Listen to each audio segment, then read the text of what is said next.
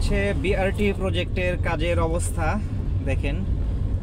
মোটামুটি বলা যায় 30-40 মিনিট ধরে ওই পাশের লেনটায় ছিলাম, এখন উত্তরের দিকে মুভ করছি।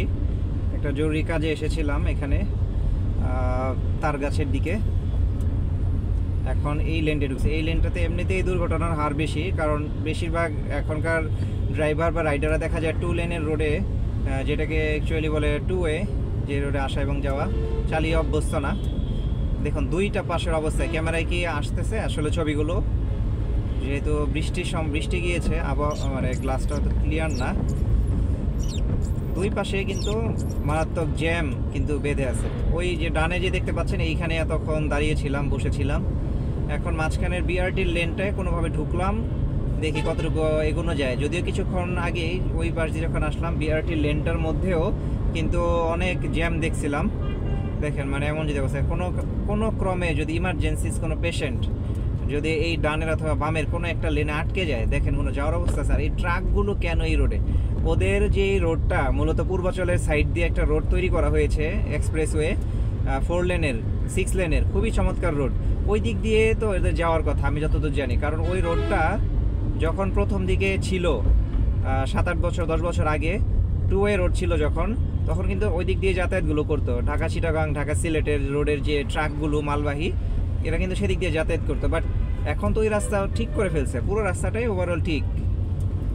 এখন কেন এই যে এত ট্রাক, দুই পাশে লাখ লাখ ট্রাক এইভাবে এই রাস্তাগুলোর মধ্যে, সিটির মধ্যে দিয়ে কেন ওরা যাচ্ছে, আমি সদুত্তর জানি না।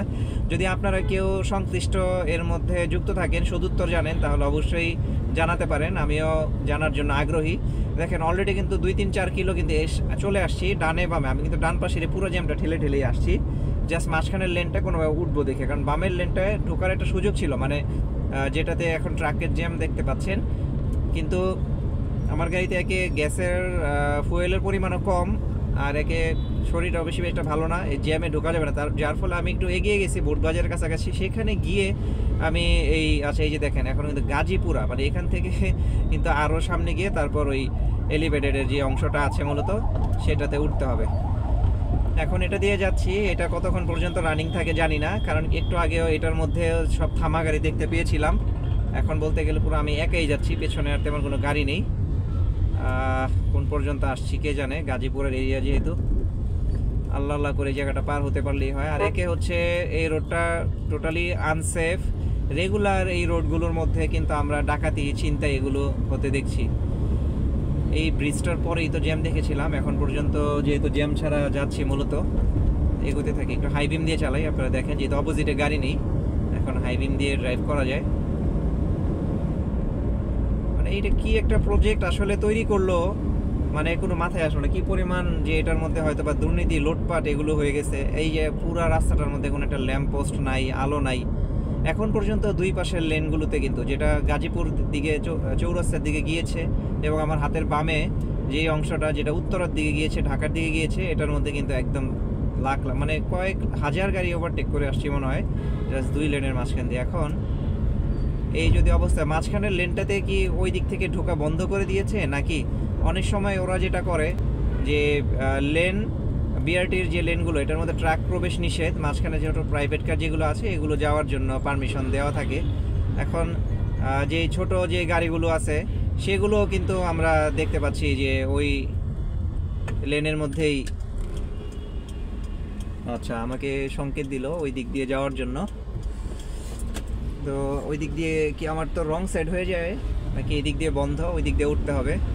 এই জায়গাটা দ্রুত পার হয়ে বুঝতে পারলাম না আসলে কখন যে কোন জায়গায় যেতে হবে। এখন কিন্তু আমি ফুললি রং সাইডেই যাচ্ছি, জানি না সামনে কি তারা ব্লক করে রেখেছে কিনা, এই জন্য আমাকে একটু high beam pass light use করে এই জায়গাটা ওভারকাম করতে হবে।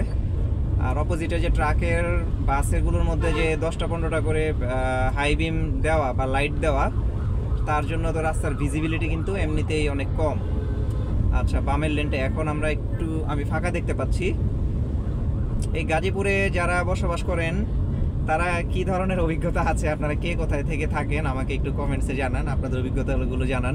বিশেষ করে এই রাতের এই সময়গুলোতে, দিনে কি অবস্থা থাকে জানি না, দিনে খুব কম আসা হয় না বললেই চলে, যেহেতু আমি রাতে ড্রাইভ করি। এই যে হাই বিম দিয়ে রাখছে, মানে তার কোনো চিন্তা ভাবনা নাই যে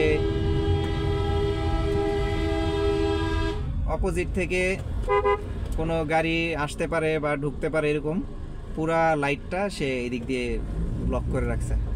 মানে সে যেহেতু পেছনে যাচ্ছে, তার উচিত ছিল অন্তত হেডলাইটটা মিনিমাইজ করে রাখা, যেন সামনের যে গাড়িটা আসতেছে, মানে আমরা যে রাইট ওয়েতে যাচ্ছি তারা যেন ঠিকভাবে যেতে পারি। এই যে এখানে দেখেন, এখানে রাস্তায় কিন্তু দেখা যাচ্ছে না, মানে এদের কমন সেন্স, মানে এই দেশে দুর্ঘটনা হবে না কেন দেখেন, মানে উল্টা পাল্টা চলতেছে যে যার মতো করে। আচ্ছা, এতক্ষণে আমি এখানে কলেজ গেটের সামনে আসলাম, দেখা যাচ্ছে এটা আসলে খুবই ব্যাড লাক। এবং আমাদের জাতির জন্য যারা আছে, আমাদের যে নীতি নির্ধারক যারা আছেন, যারাই পলিটিক্সে আসে, তারাই যেন কীভাবে যেন আসলে এই ক্ষমতার চেয়ারগুলো পেলে না চেঞ্জ হয়ে যায়। ভালো মানুষগুলো কেন জানি আসলে ঠিক থাকতে পারে না, নাকি খারাপের আধিক্য এতই বেশি যে ভালোরা ঠিক থাকতে পারে না, নাকি ভালোরাই আসলে এই আসনের আরাম পেলে তখন আর ঠিক থাকে না। আচ্ছা, এখানে জ্যাম আবার, বা এটা হয়তো সিগন্যাল। তো আমি ভিডিওটা বড় করছি না, এখানে শেষ করে ফেলি, আগাইতে থাকি। এখন যদি ব্রিজে উঠে যাই তো আল্লাহ আল্লাহ করে যে উত্তরা পর্যন্ত গেলে আশা করি প্যারাটা কম থাকবে। এবার ভাঙ্গাচূড়া আছে মোটামুটি, তো এগোতে থাকি এই অবস্থা। আর গাজীপুরের সাইডের এদিকে যারা বসবাস করেন এই সব দুর্ভোগ পোহান, আমাকে একটু জানাতে পারেন, আমরা আপনাদের সাথে আসলে সহমর্মিতা প্রকাশ করি। তো শেষ করছি, ভালো থাকেন, আসসালামু আলাইকুম রহমতুল্লাহ।